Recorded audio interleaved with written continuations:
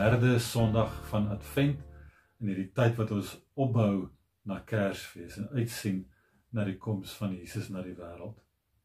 Ons teksgedeelte vir oggend is Matteus 11 vers 2 tot 11. Toe Johannes in die tronk verneem wat Christus alles doen, het hy sy disippels gestuur om hom te vra: Is u die een wat sou kom, of moet ons iemand anders verwag? Jesus het hulle geantwoord: Gaan vertel vir Johannes wat julle hoor en sien. Blindes sien weer en verlamdes loop, melaatses word gereinig, dowes hoor, dooies word opgewek en aan armes word die goeie boodskap verkondig. En gelukkig is die mens wat nie aan my aanstoot neem nie.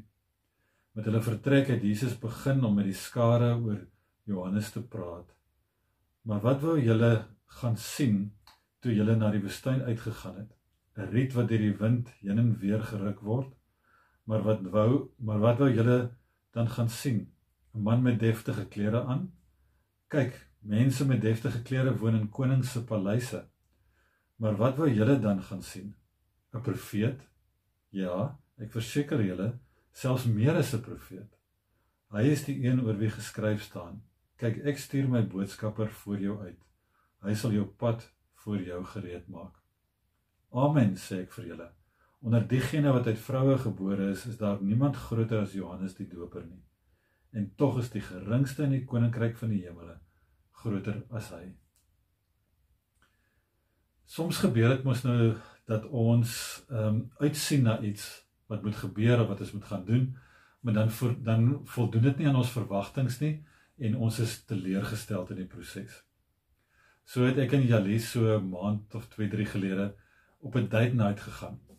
Ons het so 'n kort konsert gaan kyk daar in die St. George's Kathedraal daar in die stad, en toe nou sommer na die tyd gaan eet by een van die restaurante, die fancy restaurante daar in die stad. En die restaurant in die aand was baie lekker, maar die kos in die restaurant was niks buitengewoon nie. Was niks buitengewoon nie. En maar dit was baie duur, dit onthou ek wel daarvan. Maar wat my veral teleurgestel het, was toe ek besef het dat die kos wat ons in die restaurant eet, is kos wat ek al self by die huis gemaak het. En by die huis maak ek dit baie goedkoop, vir baie goedkoper, en dis baie meer geurig ook, as dit wat ons in die restaurant gekry het. So dit het nie aan my verwagtinge voldoen nie. Ek was teleurgesteld.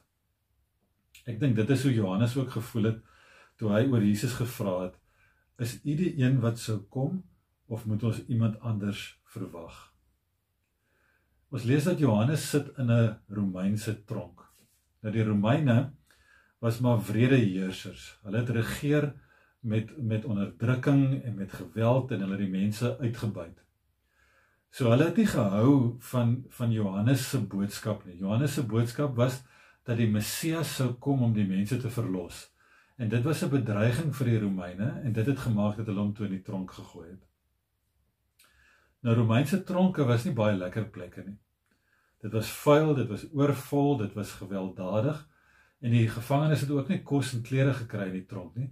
Die goed moes hulle kry van hulle vriende of hulle familie wat vir hulle kom kuier het. So ons kan aflei dat Johannes se volgelinge ook op daai manier vir hom gesorg het, maar dat hulle ook dan vir hom vertel het wat buite die tronk aan die gang is.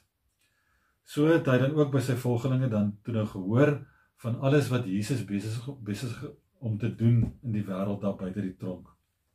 Maar wat hy gehoor het van Jesus en wat hy doen, het duidelik nie aan sy verwagtinge voldoen. Hy was teleurgestel daarmee. En daarom stuur hy toe nou sy volgelinge na Jesus toe. Sien, Messias beteken verlosser. Johannes het gedink dat Jesus is die Messias, die verlosser, die een wat sou kom om die mense te verlos van die Romeinse ryk. Hy het waarskynlik ook gedink dat Jesus hom sal verlos uit die tronk uit, hom vry sal maak uit die tronk uit. Maar Jesus doen dit nie so nie. Jesus het dit nie so gedoen nie, en dit het vir Johannes teleurgestel, so hy stuur sy volgelinge om vir Jesus te vra: Is u die een wat sou kom, of moet ons iemand anders verwag? Jesus se antwoord op die vraag is toe nou nie 'n lang verduideliking van wie hy is en dat hy die seun van God is en wat hy kom doen en so aan nie. Dis nie 'n teologiese redenasie of 'n teologiese debat nie.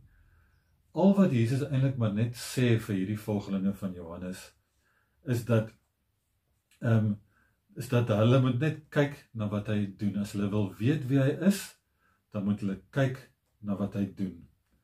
En dan sê hy vir hulle, blindes sien weer, verlamdes loop, melaatses word gereinig, dowes hoor, dooies word opgewek, en aan die armes word die goeie boodskap verkondig. So dis die goed wat hy doen. So as hulle wil weet wie hy is, kyk na hierdie goed. So daarmee sê Jesus ook, dat die goeie nuus is nie net iets waaroor gepraat moet word nie.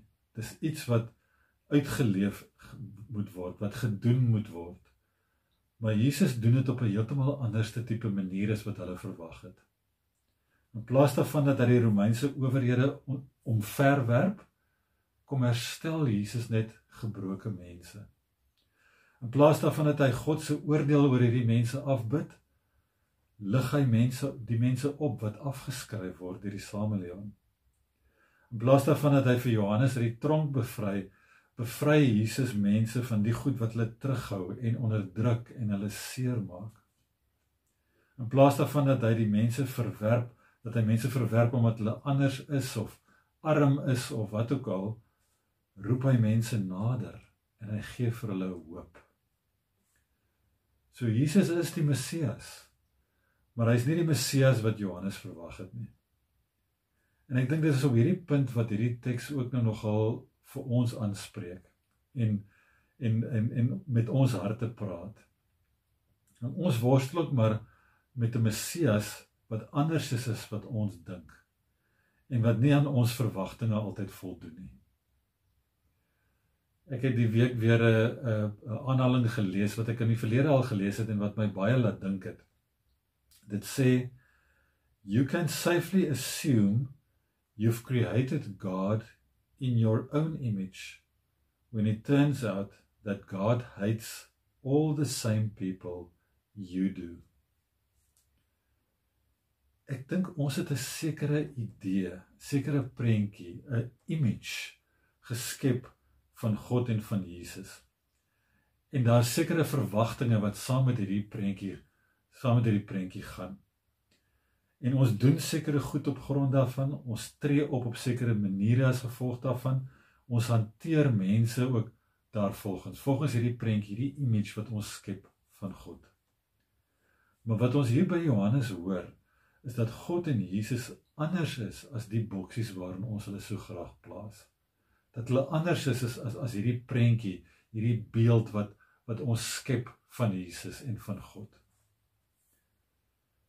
Nou saam met dit, hoor ons ook in Jesus se antwoord, dat ons aksies, dit wat ons doen, dikwels harder praat as ons woorde, as dit wat ons sê.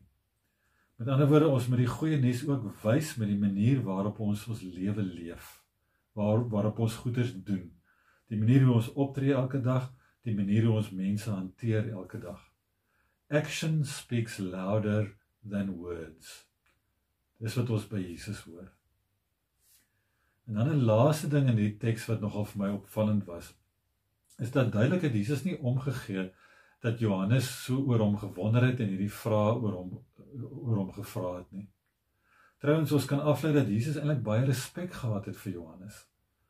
So Johannes het gewonder oor Jesus, maar Jesus het nooit gewonder oor Johannes nie. Sien, nadat Jesus, ons lees daar, nadat Jesus nou met hierdie boodskappers van Johannes gepraat het en hulle geantwoord het, begin Jesus praat met die ander mense wat toe nou daar rond was. En Jesus sê vir hulle dat Johannes was nie sommer met net enige prediker of maar net nog 'n profeet soos wat daar in daai tyd was nie. Hy was anders as hulle. Hy was die boodskapper wat Jesus se koms aangekondig het. Hy was die ou wat die pad vir Jesus gereed gemaak het, vir die mense vertel het van hom. En dit maak hom nogal 'n belangrike figuur in die Bybel. Maar dan sê Jesus verder, selfs hy wat Johannes is nie so belangrik soos die geringstes in die koninkryk nie. En hiermee sê Jesus dat ons almal maar dat ons nie almal soos Johannes kan wees nie. Dat ons nie almal die goed kan doen wat Johannes gedoen het nie. Maar ons kan almal iets doen. Selfs die geringstes van ons is belangrik in die koninkryk. Met ons woorde, maar veral met ons dade, kan ons iets doen. En so maak ons ook die pad gereed vir Jesus, soos wat Johannes dit gedoen het. So as ek net alles kan saamvat, ek dink ons hoor 3 goed in vandag se teks. Net soos Johannes, kan ons ook maar met ons vrae en ons twyfel en die goed waar ons wonder na God toe gaan. En ons kan dit doen omdat ons weet, ons kan wonder oor God, ons kan vra oor God. Maar God wonder nooit oor ons nie. En dis genade, en dis 'n gerusstelling vir ons. Die tweede ding wat ons hoor in die teks is dat daar is altyd meer aan God en aan Jesus as wat ons dink, en as dit wat ons dikwels wil erken. Miskien is ons juist bang om dit te erken, want ons hou nie van die goed wat Jesus sê nie. Ons hou nie van die goed wat Jesus van ons vra nie. En dis dalk makliker vir ons om te leef volgens hierdie prentjies, hierdie beeld wat ons skep van God, en die verwagtinge wat daarmee saamgaan, want dis veiliger vir ons. Maar daar is altyd meer aan Jesus as wat ons dink. En die laaste ding wat ons hoor is dat geloof word sigbaar deur ons dade. Soos ons deur ons lewens genesing en hoop en empatie en medelee en vrygewigheid en insluiting bring en wys vir mense, dan sal die wêreld vir Jesus deur ons erken. Dan maak ons ook die pad gereed vir Jesus in hierdie wêreld. Kom ons bid saam. Here Jesus, U kom na ons toe, ook wanneer ons twyfel, dikwels op anderste maniere as wat ons verwag. Dankie dat U dade tot ons spreek. U dade van genesing en hoop, insluiting en nuwe beginne. Maak ons ook mense van sulke dade. Mense wat U lig, U troos en U liefde leef in 'n wêreld wat wag vir goeie nuus. Lei ons in hierdie adventstyd om met oop harte te wag, met oop oë te sien en met oop hande te gaan doen. Amen.